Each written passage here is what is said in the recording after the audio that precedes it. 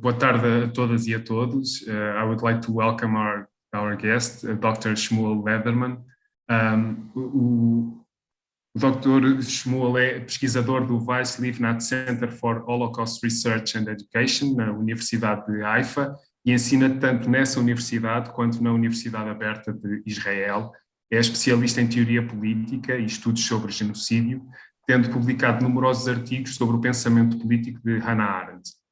O seu primeiro livro, intitulado Hannah Arendt and Participatory Democracy, A People's Utopia, foi publicado em 2019, e a palestra de hoje intitula-se A People's Utopia, Arendt and the Council System.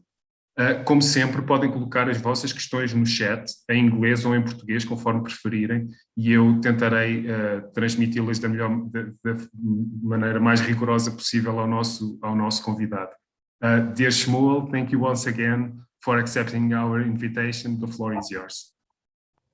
Thank you, Nuno. I'm delighted to be here.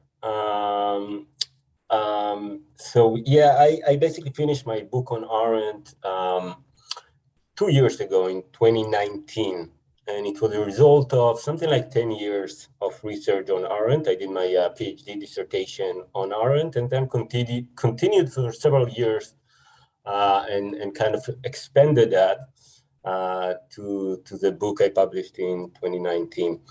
I'm still working on Arendt in all sorts of ways. I work in both political theory and genocide studies. So I also plan a book on Arendt and genocide studies.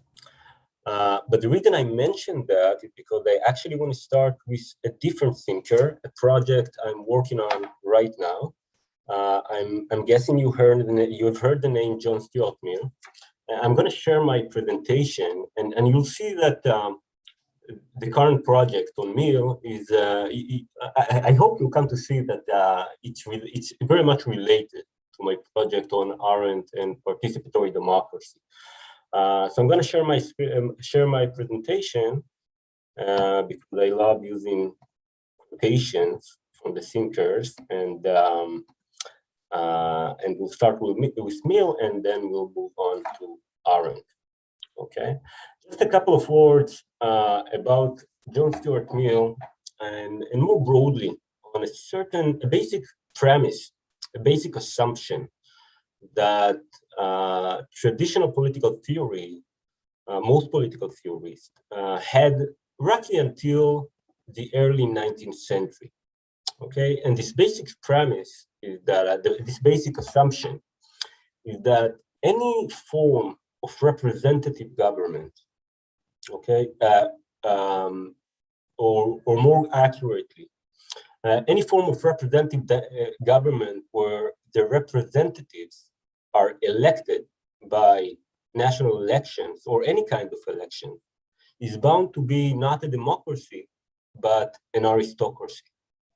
Okay, so that was the basic assumption in political theory until, again, roughly the early 19th century. Okay, so just to repeat, that every kind of representative government, democracy or otherwise, based on elections, is going to be an aristocracy or a kind of oligarchy and not democracy. And the idea behind that is that once you have an election, naturally, people will vote for those whom they recognize, those who are famous. They're not going to vote to someone with unfamiliar, right? They're going to vote for someone they know in one form or another. And usually the ones they will know would be the rich, right? The rich people tend to be more famous than others. And you can simply think about Donald Trump, right? And at least one reason why he was elected was because he was very famous in the United States. If anyone that was totally unfamiliar to people would have tried to get elected, probably no one would vote for him, or very few people would have voted for him, right? So this was the basic assumption. Now, in many ways, I think it's still true, right? It's still true that when we have elections, the government's based on elections, those who come to power tend to be famous people, not ordinary people, and they tend to be the rich also, or at least they need the support of rich people to make them famous. And of course, the support of the party bureaucracy and so on. But today, and basically from the, let's say, mid-19th century, we call this form of government that we had, that is based on election, we call it democracy. Although, again, it goes against the assumption of traditional political theory.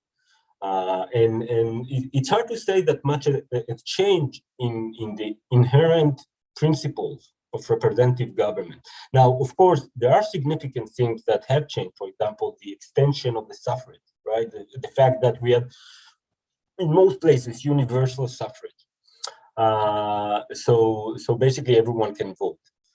But still, the basic mechanism, the basic tendency of representative democracy, again, based on elections, is to create a situation where the few rule, perhaps one can argue on behalf of the many, right? The people. One may argue they come from the people sometimes. Okay, very often not, but sometimes at least they come from the people. But still, we are talking about a few rule, and still we call it democracy. So one interesting question is what changed in, let's say, the early 19th century or by the mid-19th century? What changed that we came to call what used to be considered an aristocracy or oligarchy? We have come to call it democracy, although it used to be considered an anti-democratic government or a form of government. So that's one interesting question. I think a good way to think about this question, or to try to answer this question, is to look at John Stuart Mill, who is, as you know, a major political thinker in the history of political thought, the greatest liberal probably, or one of the greatest liberal thinkers in the mid-19th century.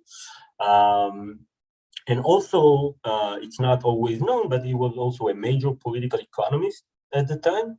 And more importantly, for our purposes, he was also a major figure in the East India Company, the company that ruled India until 1857. Okay, and he was until the very end of the East India Company's rule over India. He was basically the one of the most important bureaucrats of the East India Company. Now, I don't know how many of you have read or heard lectures or talks about the close relations that scholars have been finding between major liberal thinkers and European colonialism.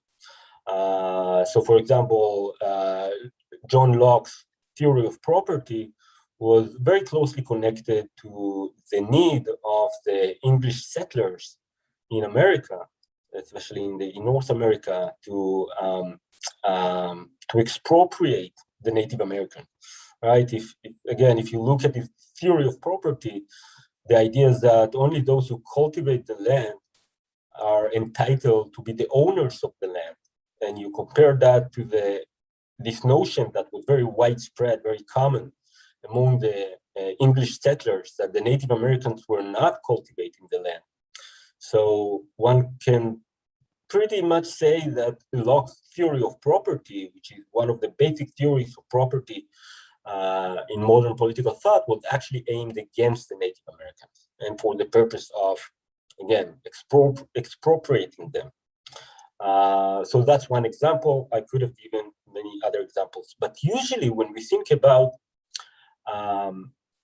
our democracies, our modern democracies, we don't tend to connect them to the European colonial experience. Now, what I want to show you just briefly about John Stuart Mill is the kind of interesting connections one can find between his theory of democracy or his ideas about democracy and his colonial experience. And we'll just take a look at one passage, okay? This passage from one of his writings in 1839. So Mill says here, are the great and intelligent portion of the operative classes, are even they themselves free from apprehension of the mass of brutish ignorance which is behind them, of the barbarians, right? Consider the language, of the barbarians whom universal suffrage would let in. Do they never think of the state of the agricultural laborers, of the depraved habits of a large proportion of the well-paid artisans? Can they wonder that the middle classes should tremble at the idea of entrusting political power to such hands? Cannot the intelligent working classes be persuaded that even for themselves it is better that universal suffrage should come gradually, that it should be approached by steps bearing some relation to the progressive extension of intelligence and morality from the higher to the lower regions of their own manifold domain? In simpler words, okay, so Mill is arguing at this point, and basically to the end of his life, that universal suffrage should come only gradually. And why? Because it's too early to give actual power to the working classes, or at least to some portions of the working classes. And why is that? Because the working classes are basically domestic barbarians, right? And this kind of language, this kind of discourse is, of course, was very familiar to Mill's contemporaries, right? They immediately recognized the idea of these are barbarians, these people are barbarians or semi-barbarians from the colonial experience, right? Who were the barbarians, the official barbarians? They were the Indians that Britain ruled over, or the Africans, right? Or the Native Americans. They were the savages and the barbarians. So what we are seeing is that Mill is actually using the colonial discourse to talk about the working classes within Britain in order to argue for limitation on the right to vote. Okay, because he was concerned for all kinds of reasons that we don't have time to get into right now, but for all kinds of reasons he was concerned about what would have happened if they had, what would happen if they get the right to vote too early. Okay. Mill was also arguing against certain kind of ideas about what democracy should actually look like that were pretty common among the working classes in Britain in the mid-19th century. For example, the idea of dividing the workers into associations, workers' associations, kind of workers' councils that would first take over the, or at least will be the owners of their own factories, of their own workplace. And gradually, the more radical portions of the working classes, they thought, why only the workplace? Why not also workers' councils that will decide over what's going to happen in our neighborhoods and in our cities, and maybe even in a kind of pyramid, maybe even up to a parliament made out of representatives or delegates from the lower workers' councils, or perhaps more accurately, citizen councils, because they didn't mean to expel the middle classes or the higher classes from these councils. But of course, they would be the majority because they were the majority in the society. So there were all kinds of radical notions, which are actually the classic notions about what democracy means among the working classes in Britain at that time. This is perhaps the first time that we find these ideas. Hannah Arendt would say the only alternative to representative democracy that have arisen in the modern era, which is the kind of participatory democracy, or you might want to call it radical democracy, based on citizen councils in a kind, again, of a pyramid, where each council sends a delegate to the higher council, and then and so forth until a parliament made of representatives of those higher councils. So we have this idea of we have this kind of alternative democratic vision that has pretty much been forgotten. I mean, I'm not sure that in Brazil it has been forgotten, because Brazil, and correct me if I'm wrong, because much more than I do. But I've been at least trying to read as much as I could about Porto Alegre, an experiment that maybe some tell me that there are all kinds of romantic ideas about what actually took place in Porto Alegre, but at least I was very impressed by what I read about Porto Alegre, all kinds of experiments with participatory budgeting, where the citizens themselves, or the residents of the city themselves, actually decided to a large extent on how to allocate the money the city had. And I guess some of you know this experiment in participatory democracy has spread throughout the world, and not often with the same kind of success and radicalism that Porto Alegre at least started with. But it has remained a vision among many of the let's call them leftist activists around the world. And you can see that even if you look closely at for example, Black Lives Matters in the United States, Black Lives Matters platform, they actually call for participatory budgeting in their local communities, so they could govern the way the money they deserve is allocated across the community. So there are all kinds of interesting experiments in participatory democracy around the world that I think can be traced back to this vision of participatory or radical democracy that started, I think, in Britain in the mid-19th century. Now, when we get to Hannah Arendt, if you read books about Hannah Arendt or articles about Hannah Arendt, in very few of them, you'll find any kind of serious consideration of the vision she had about this kind of council democracy. Okay, most commonly, scholars tend to even either ignore that, the fact that she had this vision, either ignore that, or to argue that she herself didn't take it seriously, or to argue that it simply was an unrealistic kind of romantic thinking on her part.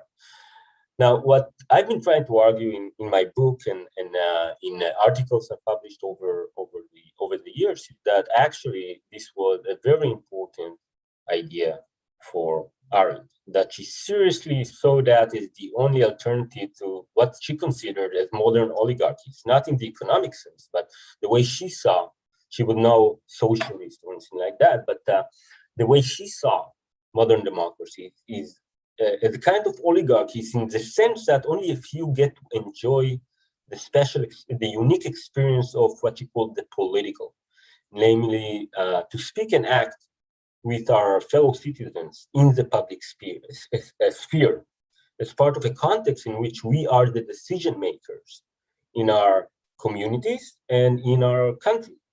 So on the local level, on the regional level, on the national level.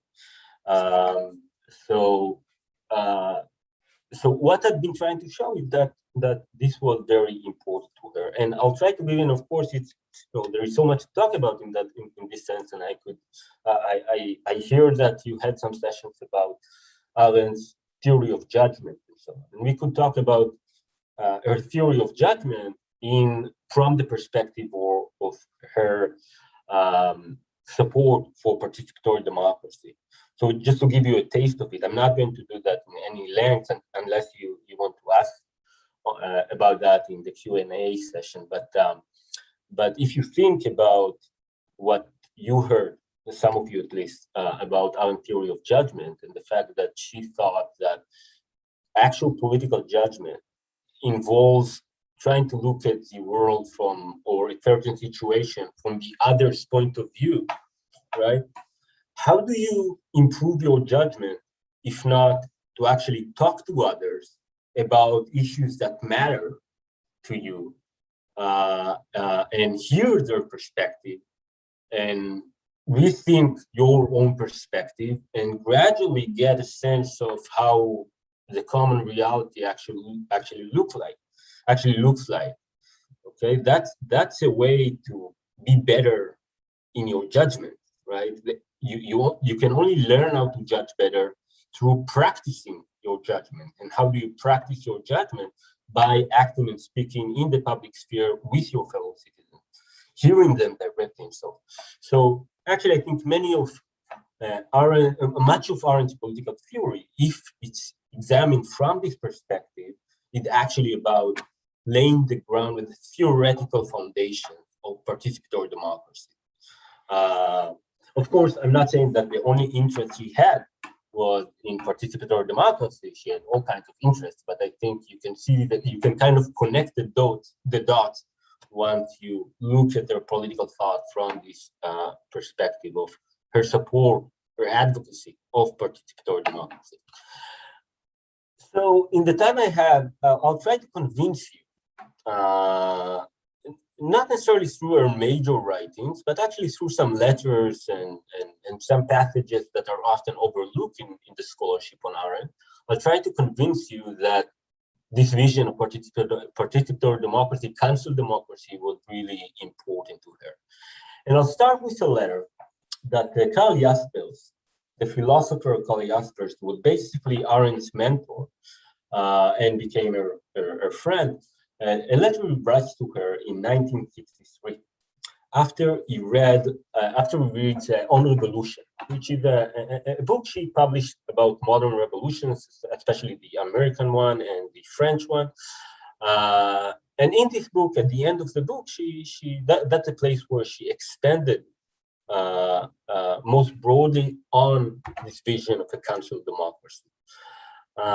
So Jaspers, after we read the book, he wrote to Arendt, your comparison and identification of the meaning of the workers' and soldiers' councils, the small republics, the beginnings and the truth of all revolutions since the American one, were familiar to me from your Hungary essay. What is the Hungary essay? In 1958, Arendt publishes an article about the 1956 Hungarian Revolution, which he saw against Russian rule, Soviet rule, which he saw as the re-emergence of the councils, because much of the revolution was about these councils, citizen councils that spread throughout Hungary as part of their attempt at the revolution, which the Soviets later crashed. So Jaspers is saying that he was familiar with this idea of a council democracy from her Hungary essay. That essay left me hesitant, but now I'm convinced of the parallels of meaning and the opportunity you see in them, though that opportunity has so far always been lost. Okay, so Jaspers is convinced by Arendt of the vision or of the premise of this idea of council democracy, an alternative to representative democracy. And he continues, he goes on, he said, I sometimes think in reading your book that Greece is there for you. Without your homeland among the Greeks, you would hardly have been able to find the form. Without them, you could not have found the perspective that allowed you to perceive the marvelous significance of the American Constitution and its origin. Okay, why the American Constitution? Because one of the kind of the ancestors or the precedents for the council democracy, for the council, Arendt finds in the town hall meetings in the United States before and during the American Revolution. So if you think about it, the same idea, right? Gathering of citizens to decide about their common affairs, which for Arendt also was the basis for the American Revolution. That is what allowed the Americans to organize together to start the revolution.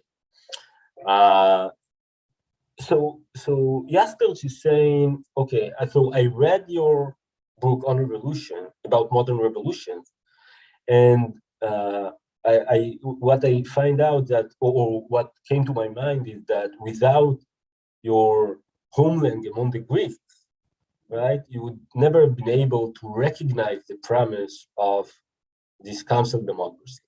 Now, this is a very interesting statement, okay? And let me explain why this is a very interesting statement. So the Greeks are not much there in on revolution. If you read on revolution, you don't find much about the Greeks or about ancient Greece.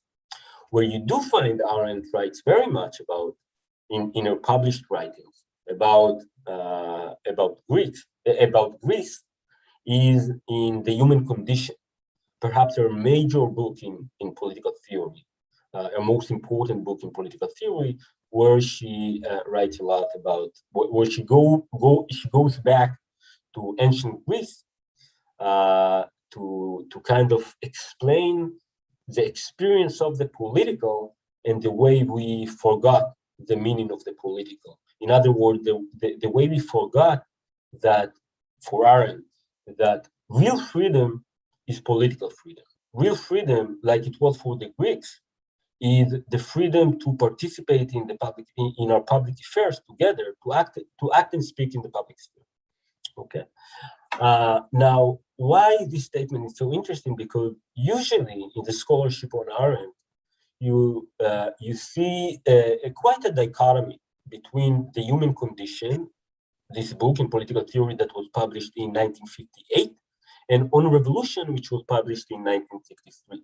Because for many commentators, Arendt is seen as offering totally different, not totally different, but very different political theories and very different meanings of the political. So in The Human Condition, there is a lot about individualism and heroism and excelling, right? being excellent in your speech and action in the public sphere as an individual. And a lot about the way in the public sphere, each of us can reveal who she or he really is. And that's a long conversation. That can be a long conversation about Arendt's political theory. But my point is that The Human Condition seems like a very individualistic kind of political theory. And On Revolution seems like some scholars call it a very associative or deliberative political theory, because On Revolution very much emphasizes institutions like the American town hall meetings or the workers' council. In other words, kind of association, the importance of acting together, and not necessarily the importance of showing who you really are as a unique individual. So many commentators see that, at least as books in political theory, although they were written only 5 years apart from each other, as books that present at least kind of two models of political theory that are in tension with each other. Okay. Oh,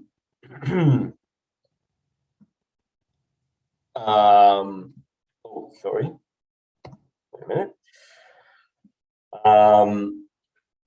Okay, so if you think from this perspective about what Jasper says here, in fact, he says, well, I don't see any contradiction or tension between those two books in political theory. In fact, I see those two works are complementary, right?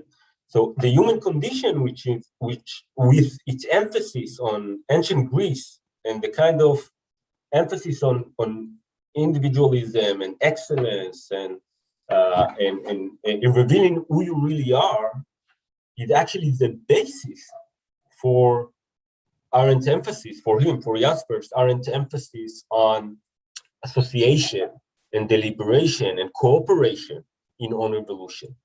Or in other words, and here I'll try to put it in my own terms, in other words, if we want to understand why this alternative vision of a council democracy was so important to Arendt, is because she thought only in this kind of institution can modern citizens experience the political. Only in such only in such institution where citizens can actually see and hear each other face to face directly, can they experience the sense of freedom in acting together with your fellow citizens. Only in such an institution they can find out that the way they come out, the way they speak, the way they act together with other people, actually sometimes surprises even themselves. Because in a way, at least according to Arendt, and I think we can think about examples that actually confirm that. In a way, when sometimes something different comes out of us when we speak in a group. Okay, you can think about, if you teach, about the kind of a different personality sometimes that comes out of you when you speak to your students, or if you are, or I don't know.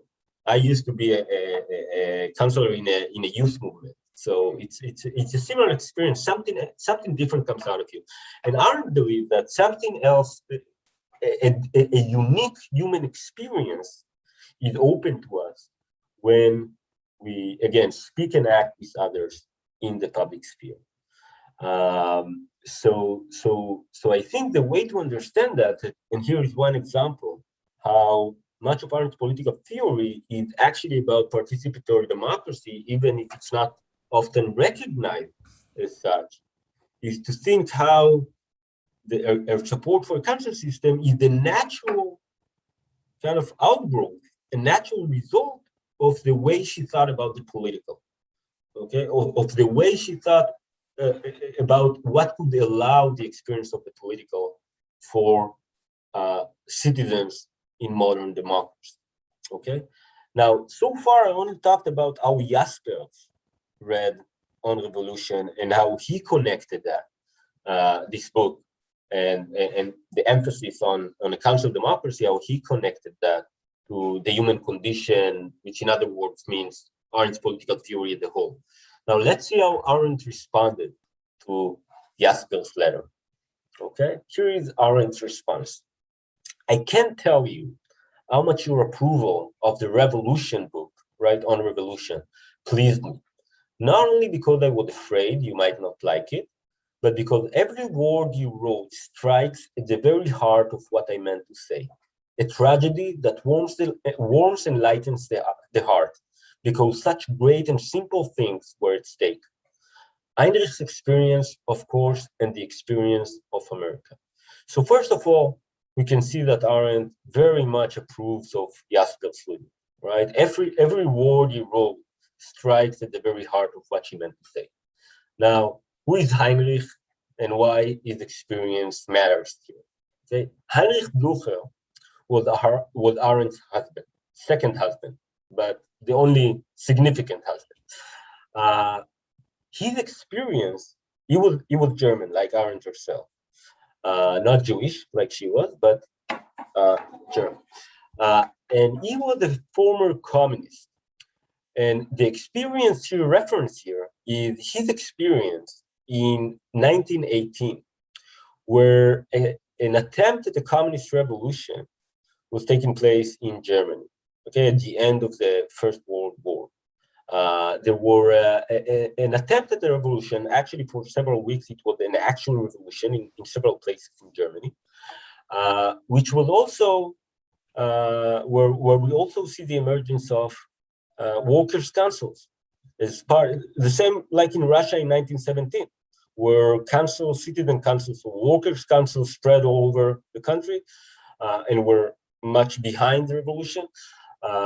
It's the same thing that happened in Germany. It failed after several weeks, but Heinrich Blücher, Arendt's husband, was part of these councils. He was the communist in the revolution. He was taking part in those councils. So Arendt, at least part of her familiarity with the councils, came through her husband. Familiarity with the tradition of the councils came through Heinrich. Through Blücher, her husband. So when she is mentioning here Heinrich's experience, she means Heinrich's her husband's experience in the German councils in the 1918 revolution. Okay, so you can see that she very much confirms Jaspers' reading of her basically political theory. Okay, perhaps, however, some might say, well, he's her mentor and her friend. She perhaps she wasn't entirely honest when she talked about the content. So, or when she approved his reading. So again, I wanted just by some examples, and I could have given many more, to give you a sense of the way the vision of the council is there in Arendt's writings from very early on. Sometimes it's implicit rather than explicit. For example, in this paragraph from an early article by Arendt in 1945, it's called "Approaches to the German Problem," and it's right after the end of the Second World War, right? And she here talks about the vision of the resistance movement, which she very much, of course, identified with, the vision of the European resistance movement for the new Europe. Okay, and she writes, for those who have known Europe intimately during the period between the two wars, the two world wars, right? It must have come almost as a shock to see how quickly the same peoples, not only the same people, it should be, that only a few years ago were not at all concerned with questions of political structure, have now discovered the primary conditions for the future existence of the European continent. Under Nazi oppression, they have not only relearned the meaning of freedom, but also won back their self-respect as well as a new appetite for responsibility. Okay, so here she describes in a way that resonates later on with her political theory. She describes how the very participation in the resistance movement was the kind of political action. And for many people who were not participating in politics before, were not acting as political activists or actors before the war, they experienced in the resistance movement what it means to act in politics and to relearn the meaning of freedom as freedom to participate in freedom and participation, and what it means to take responsibility for your country, right? And here she talks about the more practical vision of those resistance movements. The cardinal principle of the French resistance was libérer and fédérer, and by federation was meant a federated structure of the Fourth Republic integrated in a European federation. So the vision of the French resistance was to to create a federal structure of France itself, which would be part of a federal structure of Europe as a whole. Okay, it is in almost identical terms that the French, Czech, Italian, Norwegians, and Dutch underground papers insist on this as the primary condition of a lasting peace. Although only the French underground has gone as far as to state that the federated structure of Europe must be based on similarly federated structures in the constituent states. Okay, so Arendt said only the French resistance has gone as far as to say, well, France itself should be divided into some kind of institutions that would allow basically the federalization of France. Now, she doesn't say here countries, right? But if you take a look at what was the actual practical vision of the representatives of the French resistance, many of them were communists, it's actually the vision of a council, citizen council, of a council democracy. Okay. So here is an example where Arendt doesn't say explicitly the councils, and this is probably one reason why this passage for virtually always is overlooked by scholars. But if you look at the background, if you look at what was actually the vision the French resistance was talking about, it was the council. And once you take that into consideration, it's easier to understand why, and that's probably because of the limitations of time. That would probably be one of the last things that I would say before the Q&A session.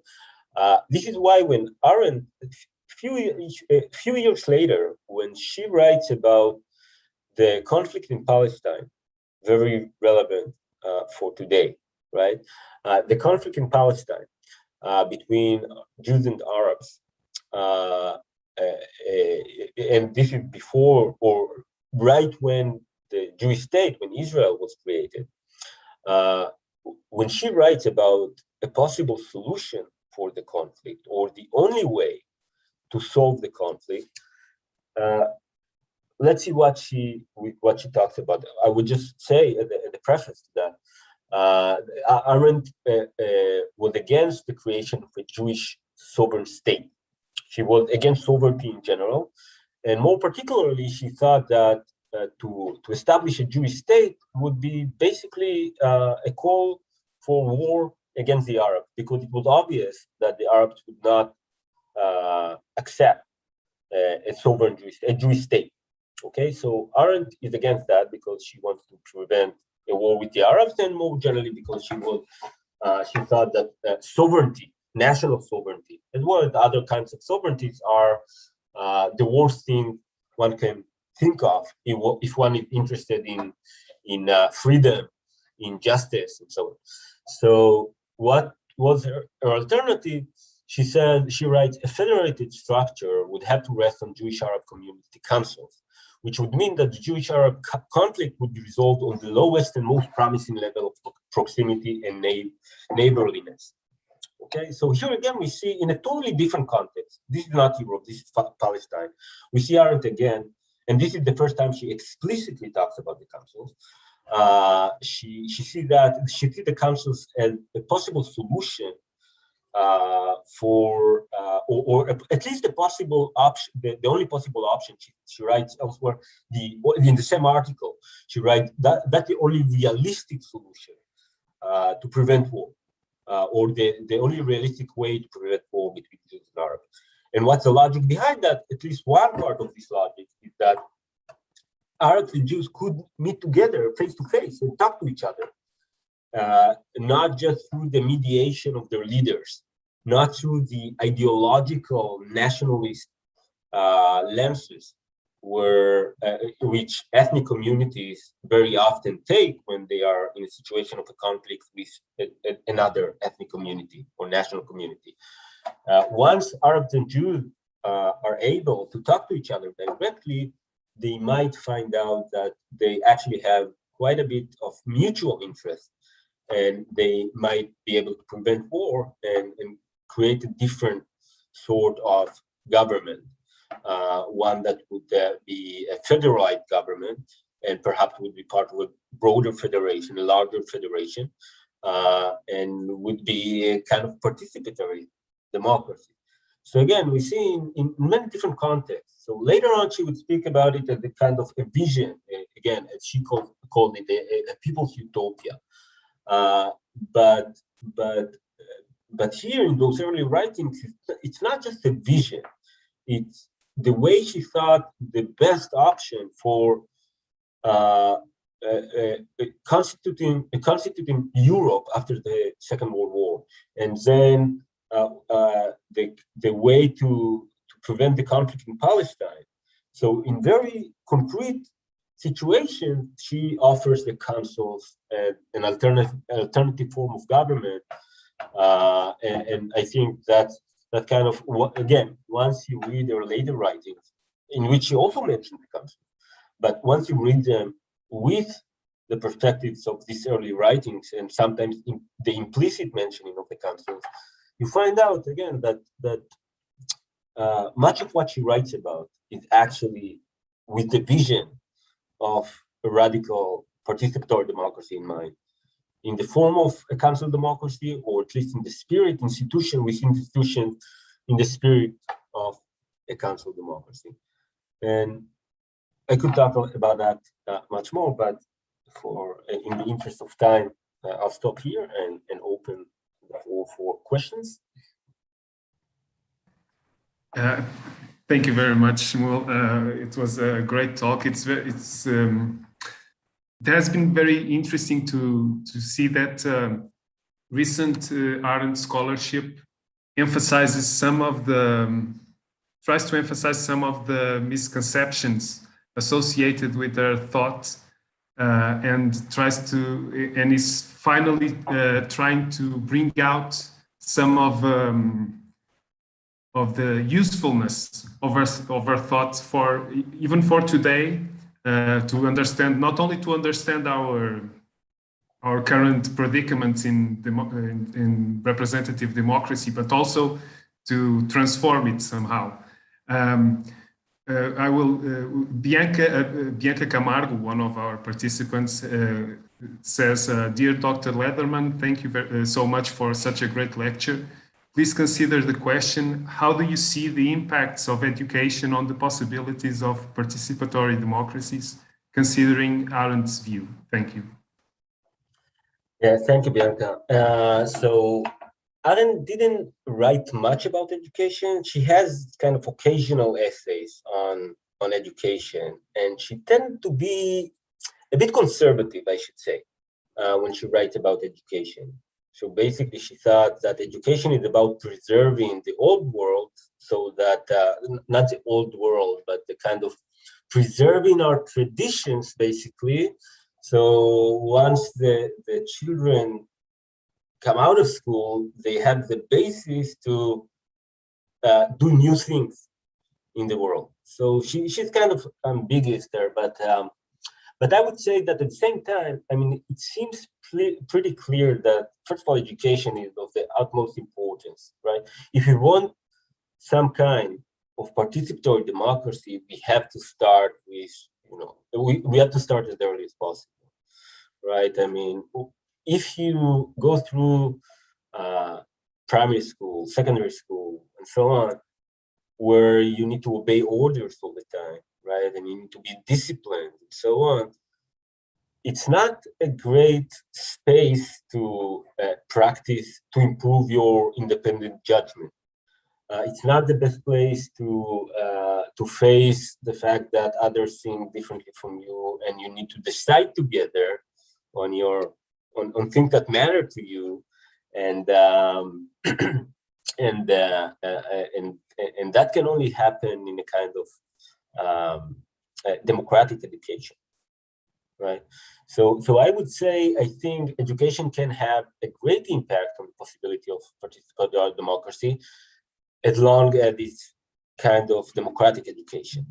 Once you have education, as we usually have in our modern democracy, I think for the most part, the kind of education we have actually blocks, it's an obstacle to the possibilities of participatory democracy, because it doesn't allow the children or even higher education, right? The youth, even students in the university, or professors in the university for that matter, it's very hard for them to imagine even the option, the possibility that citizens could be taking decisions, could be the decision makers in their local affairs, regional affairs, and certainly their national affairs, right?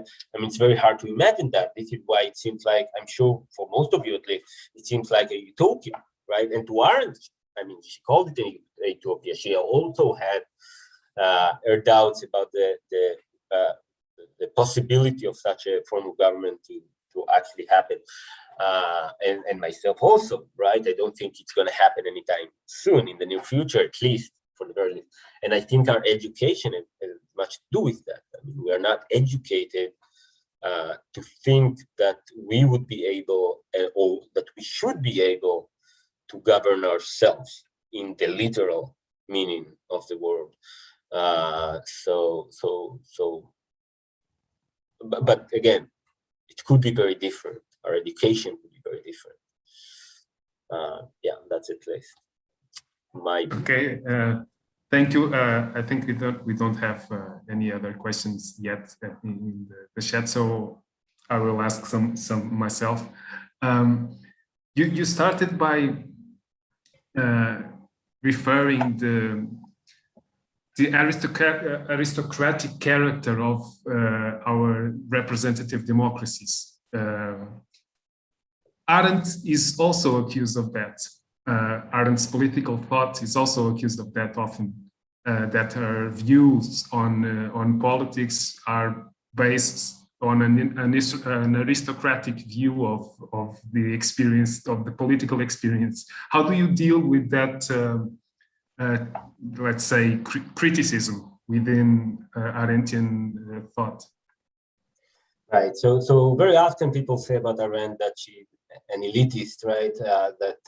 And she actually sometimes and I think there is quite a bit of truth in that. And sometimes she said explicitly, in On-Revolution, for example, the books that I mentioned, she said explicitly that a form of a council democracy will inevitably, and that's okay, it would be an aristocracy. But, she clarifies, not an aristocracy of money, certainly, and not an aristocracy of political participation, but, or actually, she said, it's going to be an aristocracy in the sense that only those who will be interested in participating in politics, because not everybody are going to be interested in that, and it's okay. So Arendt actually assesses that relatively few would be interested in actually participating in politics. And in that sense, it's going to be a political aristocracy, okay? And I think it makes sense. And again, also if you look at actual concrete experiences in participatory democracy, local participatory democracy that we have, we see that ultimately, I mean, there are some points where a lot of citizens participate, but at some point, there are relatively a minority.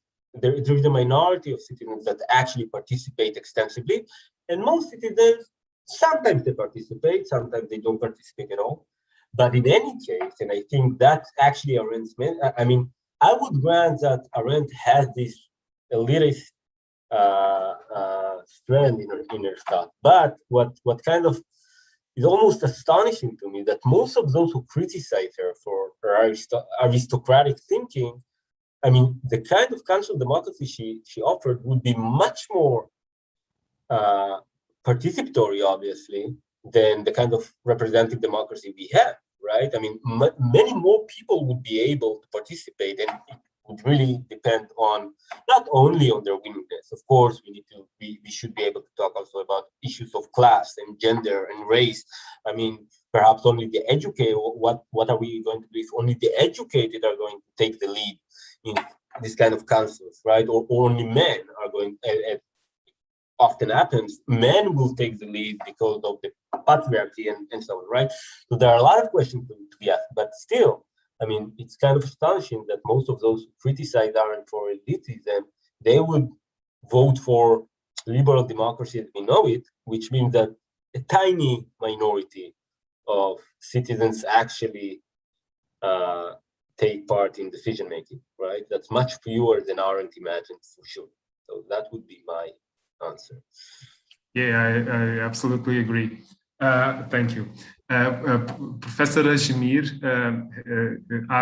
says, Arendt resorts to the councils not to sketch a model of a political system aiming to replace the representative model, but rather to denounce the restriction of participation in the current representative democracies based on the party system, to the detriment of both the exercise of political freedom and the development of a democratic culture. What's your opinion about that? Well, it seems to be in agreement with what you said, but please. Okay, it's actually a bit complicated because actually, I mean, Arendt said explicitly at some point that in On-Revolution, again, in the most extended discussion of the country system, she actually said, I mean, such a system like a council democracy would be the end of how does she put it? Something about the kind of universal suffrage as we know it, something like that. Not that she means to limit the right to vote, but she talks in terms of this kind of system is going to replace the model we know. Now, it's true at the same time, I absolutely agree that it's not that Arendt it wants to get rid of representation or representative democracy as such, because if you think about the model I try to sketch, or she tries to sketch, of course it's based on representation, right? What is sending a delegate from one council to a higher council, from a lower council to the higher council? It's not representation. But it's a different kind of representation. It's a representation not based on elections, where you vote to a representative you usually don't know personally, he's just famous and he's on TV and so on, and he had an election campaign. You choose, this is why it's called delegate, right? You choose someone you know is part of your council. Now, of course, the higher the council's the more there is distance between common citizens and their representatives, right? So it's always going to be based on representation. But still, I think, and Arendt was not against that. She was for representation. I mean, you can't have it otherwise. But I think she saw the meaning of such representation that when it comes to democracy, it's very different from the way it happens in our contemporary democracies. What exactly she had in mind, it's hard to say. She didn't expand much on it. So much of it, we need to kind of figure out much of it. But we do have the fact that she had this tradition of council democracy that comes out of the socialist and even anarchist movement of the 20th century. This is the background, and this is the kind of literature she relies on, and so on. So, and she had the own kind of interpretation of this tradition, but this tradition is also based on representation, but again, a different kind of representation. Thank you. Messias asks, Arendt proposes a federal system in Europe in order to maintain peace. Taking into account the realization of this outcome, the European Union is in place. Is it worth to maintain peace in the name of less independent states that have to depend on Brussels to implement their policies? Is this kind of democracy real, in which high-level decisions sometimes don't take into account the interests of citizens? The invasion of Iraq and Afghanistan by NATO forces is an example of a decision without public approval. Okay, excellent question. And the answer is complicated, okay? So, because Arendt would have said, that's exactly right.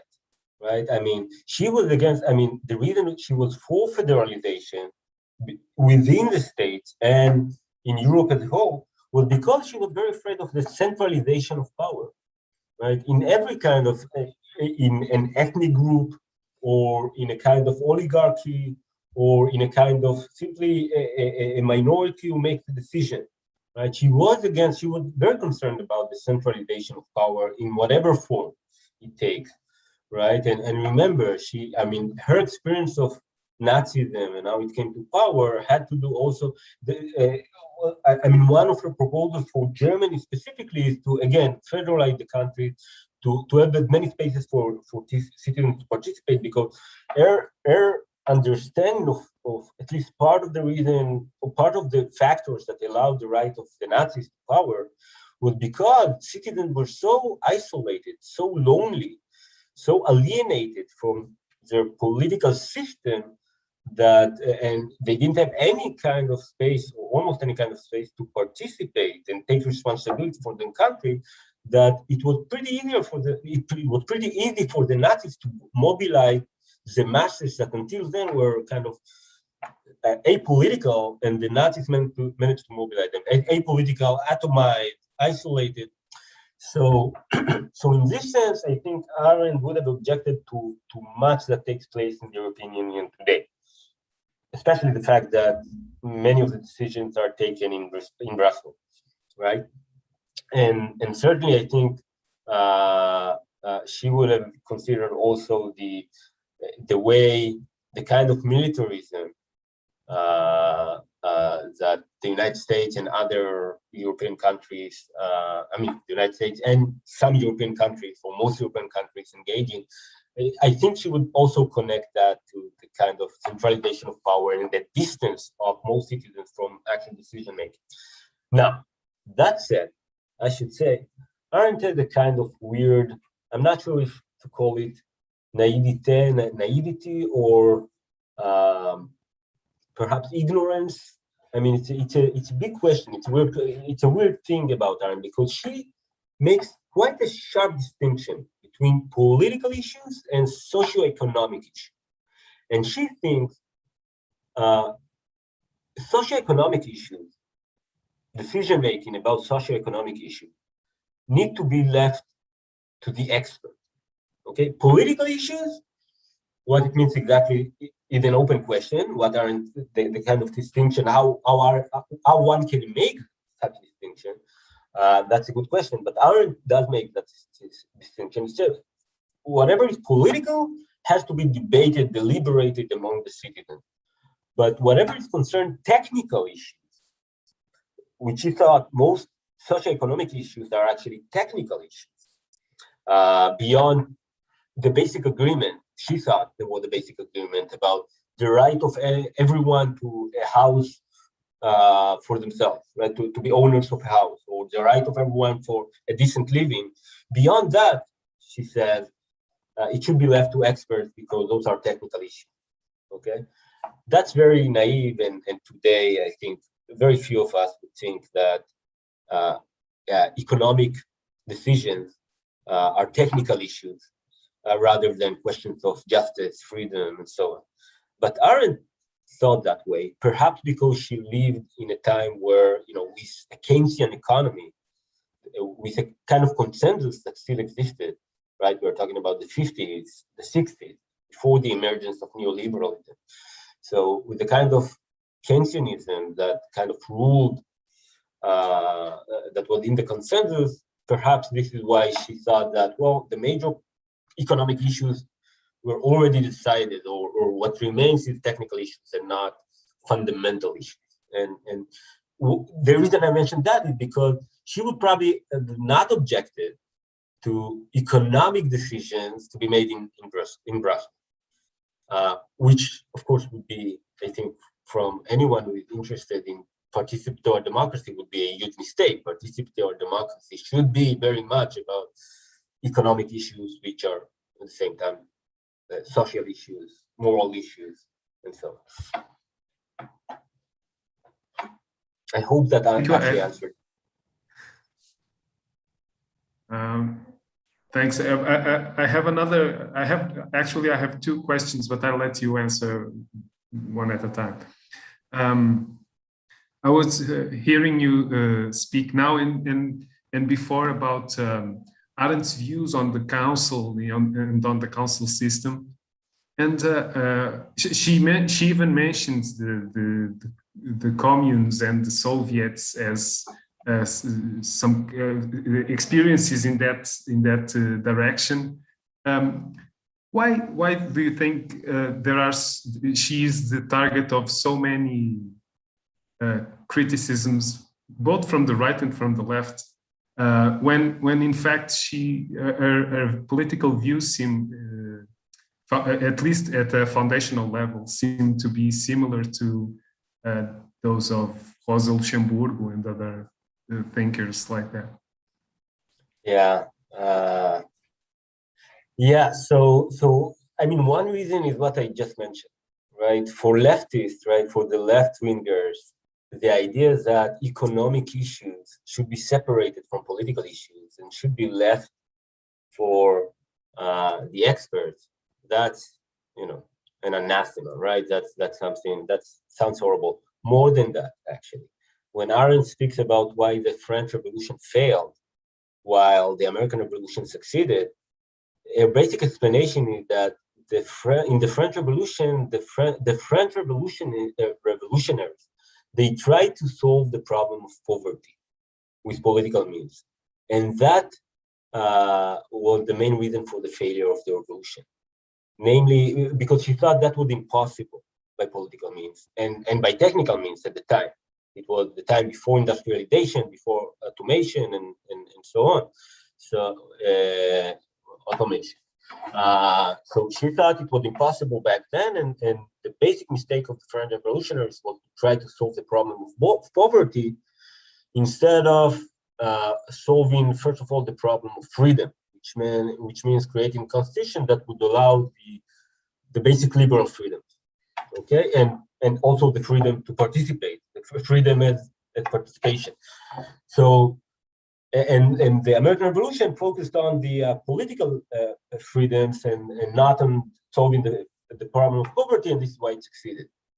So, if you think about such an interpretation, it's pretty natural that many people with leftist thinking would criticize Arendt very harshly, as they very often been doing. At the same time, Arendt, she well, actually, I think if you look at the criticism that from the right on Arendt, I think it actually has much to do with her tendency to slaughter all kinds of holy cows, right? If you think about the idea of the banality of evil, for example, right? To say that evil is banal, or not just evil, the kind of Nazi evil that was reflected in Adolf Eichmann, that's a kind of banal evil. That angered a lot of people, and I think while to the left it speaks to a sense that, well, really evil is not about us and them, but evil, each of us under certain circumstances can commit evil, and this is why we need to change the circumstances. So it speaks to a lot of leftists, the idea of the banality of evil. To right-wingers, I think it undermines the basic tendency to say, well, we are not evil, they are evil, right? Those out there, they are evil, not us. So that's one example of why I think many of our views are basically explicitly or implicitly are undermining core beliefs of at least many on the right across the world.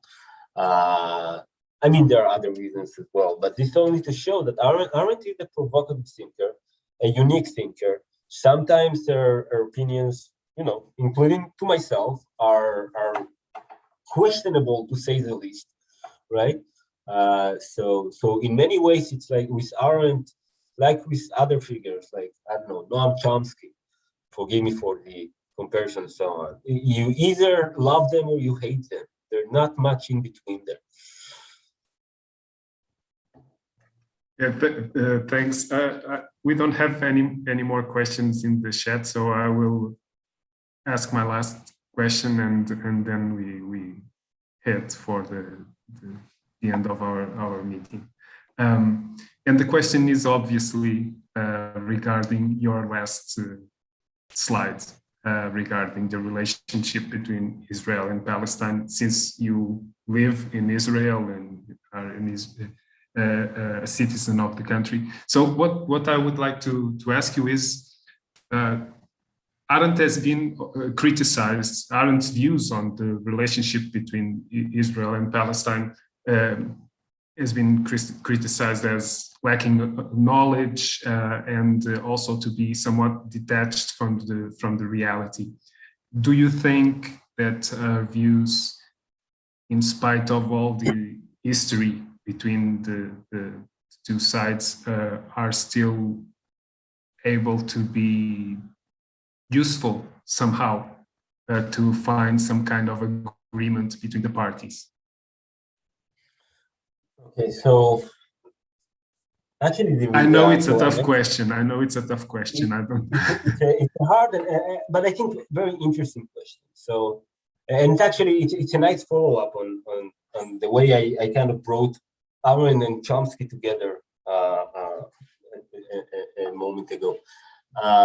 So I mentioned that. So I wrote one book on Arendt's political theory, which focused on the council system. I mentioned that I plan a book on Arendt and genocide studies, and hopefully the third book on Arendt would be on not just on Arendt, but on Arendt and several other thinkers, including Noam Chomsky. That I think a good title for them would be Radical Zionists. Okay, because Arendt herself was a Zionist, so in the sense that she supported a Jewish homeland in Palestine, but she was careful to distinguish between a Jewish homeland in Palestine and a Jewish state in Palestine. She thought that the Jewish homeland could be part of a larger government, a larger state, which would be common to Jews and Arabs, and again, part of a larger federation and so on. So she thought that not only it could happen that a Jewish homeland could be as part of a Jewish-Arab cooperation, but she thought that's the only way to create a real Jewish homeland, rather than what she anticipated if the conflict would go on, or if Israel would not change its treatment of the Palestinians. She anticipated that Israel would become a kind of a fortress state that discriminate against its citizens, that the security issues would overshadow any kind of spiritual or cultural development, and so on. So she was very concerned as a Zionist. Again, now it's considered anti-Zionist, right? Today, to say I'm not for a Jewish state, I'm for a binational state, is considered an anti-Zionist thing to think, or an anti-Zionist point of view. But back in the day, that was part of the Zionist movement. Some in the Zionist movement, the mainstream in the Zionist movement was for a Jewish state. Others were for a binational state, and they were absolutely within the Zionist movement. And Arendt was one of them. And Chomsky was another. Okay, he also considers himself a Zionist, just a Zionist that believes in equal rights for Jews and Arabs in Palestine and so on. So now, I think personally, and of course that depends on your personal opinion. So I think personally that most of what Arendt anticipated actually happened. So she was very realistic and had a very sharp understanding of the reality. I mean, if you look at where we stand now and actually where we have been for the last 70 years or so, we are in a continuing conflict. Israel, there is a lot of good things, I think, to say about Israel, and it's not exactly what Arendt anticipated, but Israel, the problem with the conflict with the Palestinians is first and foremost about the kind of suffering experienced by the Palestinians. But if we just focus on what is happening in Israel and what has been happening in Israel, I think it's obvious that, again, it's a matter of opinion, right? But I think it's obvious that any kind of, let me put it that way, Israelis have also suffered from the kind of militarization and often racism and discrimination that has become, maybe always was, but became more pronounced in recent years. So Israelis are also suffering and have been suffering from this kind of atmosphere in Israel. Again, just to try to be more balanced, I'm not saying that everything about Israel or in Israel, racism, discrimination, and so on. But as far as Palestinians are concerned, both Palestinians in Israel, citizens of Israel, and of course in the occupied territories, the kind of polity, the kind of state we have established suffers from a lot of problems, economic, cultural, even spiritual, for those of us who are willing to talk in those terms.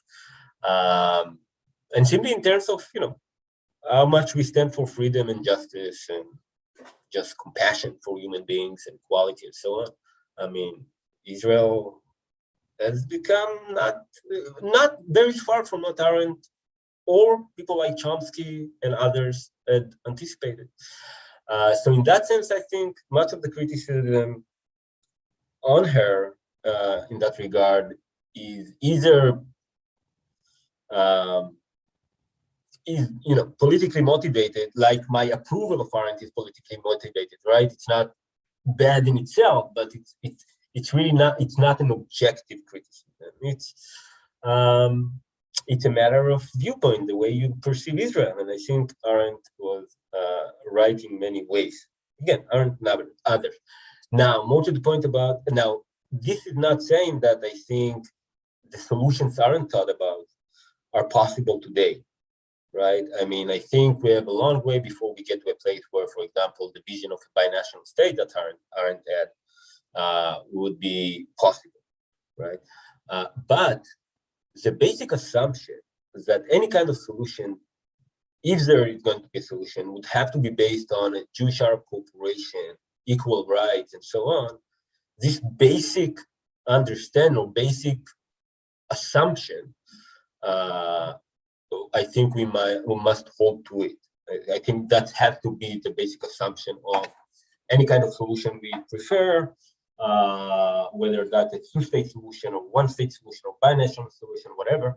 And it has to be the basis for our political activism, for those of us who political visions, for those of us who are interested in those things. So yeah, I'm very much with Arendt on this point, but of course we need to adjust Arendt to the current reality, which is very different. It's similar in some ways, but different in many other ways. Okay. That was a long answer. No, it was perfect. Thank you. Very enlightening. I thank you once again. We don't have any other questions. It was great to hear you talk about the councils, but greater still to see how these thoughts they are